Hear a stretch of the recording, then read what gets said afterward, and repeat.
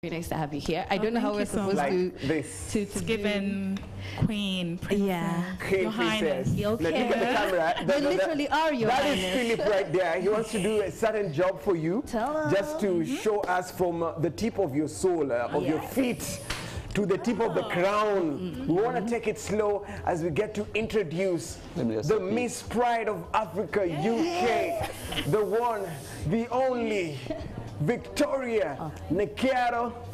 Yes. How did you say it? Nakato. Is that how you pronounce it? It's Nakato. You know, yesterday I went to the Tarika and I was like, my name's Victoria Nakato. And they're like, who? I was like, Nakato. Quickly. I was like, it's you Nakato. had to go ahead. Nakato. Yes, I had to go grounded real quick. Well, what has it been like being, we'll back around, getting to, we'll see all the places and how different things, or how quickly things change around here. What are some of the things you've been able to notice or point out about the Pearl of Africa? I was saying this, I was like, it's different experience because I'm coming to like experience different things. So it's like I'm seeing Uganda in like a new light. So even when I went to like Akasha Mall today, I was like, oh, this is new. Oh, this is new. I was like, oh, okay. I like this. Even the food, I was like, oh, this is really nice. So yeah, I think it's like the different like things, and I think Uganda is cleaner now. I don't know why, it looks cleaner. So yeah. It's because we're trying to, you know, grow and make sure that we have clean people around us. How was, you know, life growing up for you? Life growing up for me, I think being a twin is more fun because it's like you're sharing your life with somebody else. So my life has always been fun because I have someone else to share the experience with. Even though it may not look the same experience, it's like I can run to them and be like, oh my God. But you're now different because you're now royalty. And so what is it like? One twin is a royal, if I should call it so.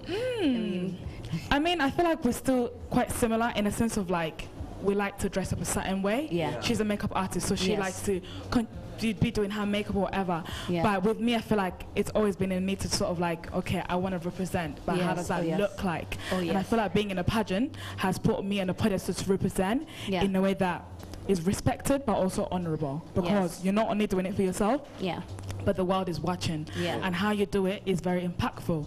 And again, that's the reason why I came back to Uganda. So many people had so many things to say about pageants, and well, the good and the bad sides.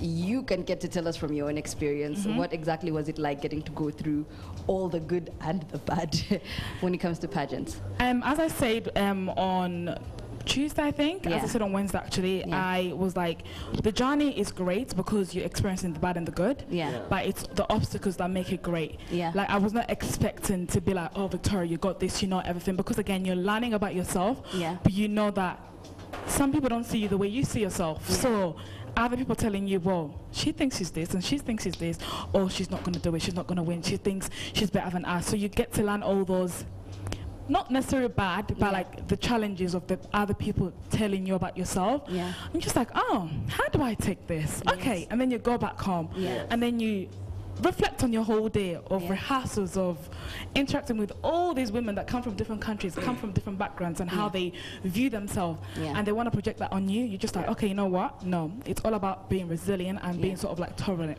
because you learn that through the journey. So yeah, I would like to know what it feels like, you know, wearing that crown, bringing it back here in Uganda and representing Miss Pride of Africa UK. Very good question, because I was having a walk with Queen Mother, the CEO of Miss Pride of Africa, and I was like, because yesterday was very honorable for me. I feel like it was amazing, and I feel like yesterday it was the first time it hit me to be like, okay, my crown actually means something, not just to me, but to the world, and how that world looks like is for me to sort of like create that narrative, because the narrative can be different for how you see me and how you see me. And I was like putting on this crown and walking in yesterday, and the kids come running, and because I went to Tabaka Hospital to donate the money that I did raise, and one of the child was like, auntie showed us the WhatsApp of your photo, and it's like, that's gonna stay with me forever, because it's just like how she expressed it and how she said it to me. It's like, okay, this crown is holding something so powerful that I'm probably beyond that power that he has, that I probably don't even see right now, but I can see it in the next like 10 years. And that's for me to be like, wow, I didn't understand the power I had then, but I can understand it now to carry on to tell my children that, you know what, this is what your mom did, or this is what your auntie did. And then talking about the things that mom is yet to do.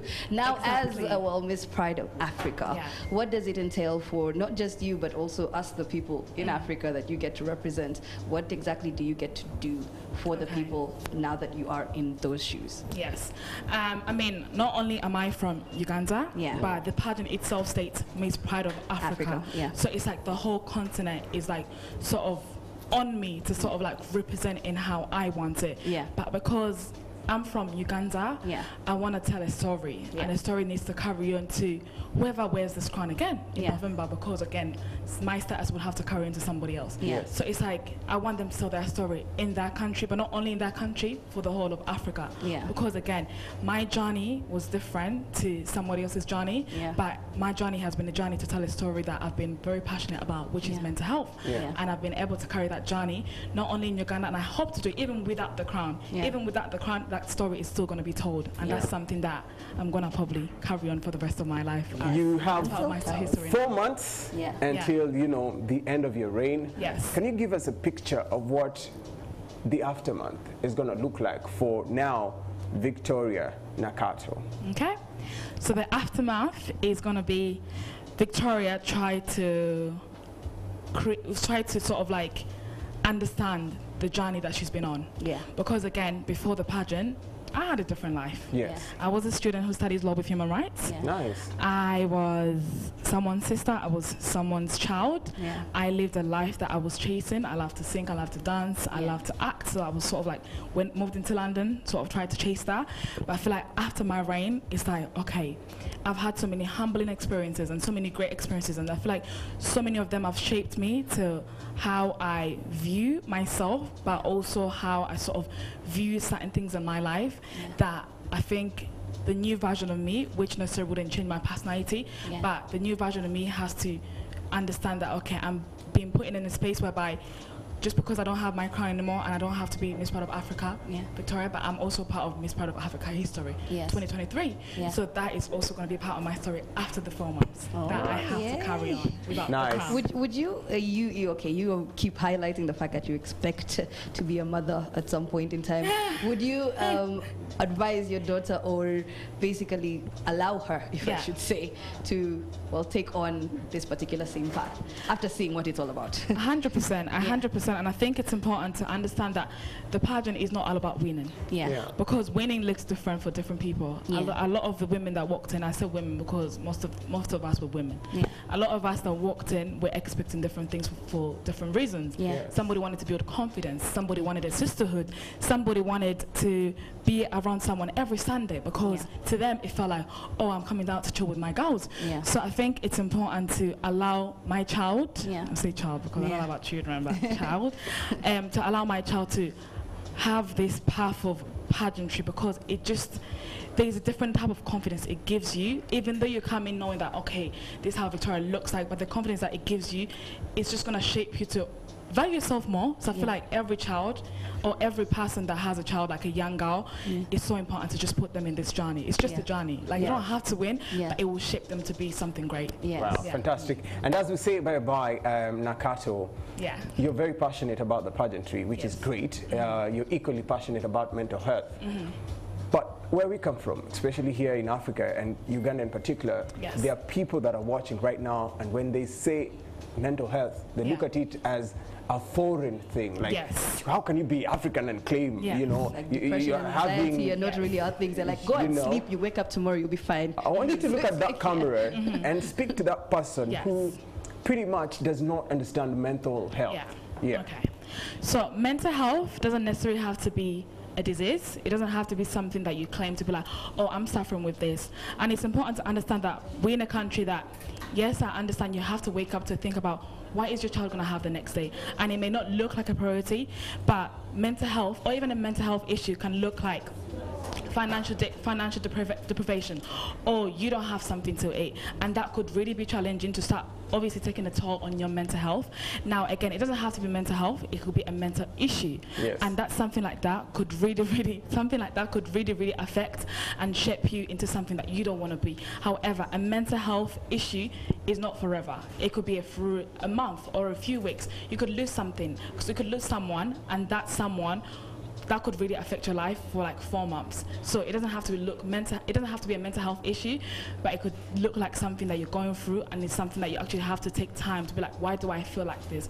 Because a mental illness or a mental health issue is a feeling, and sometimes you cannot control how you feel. But if you do suffer from like anxiety or depression, like, honest to God, find help. And if you cannot find help professionally, try to speak up. Yes, we're in a country that you cannot speak up because you're going to get judged.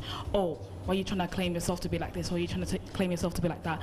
But I think you have to find someone that you trust to be like, you know what, this is how I feel. What can I do with it? And it's important. So, wow. Yeah. I now see why it's beauty and brains all packaged in one. I like to hear you speak. Thank you so much. And you're very, you know, well versed with issues to do with mental health. Yeah. Yes. Super, super proud. On the fun side, on the flip side, are you coming to Governor tonight?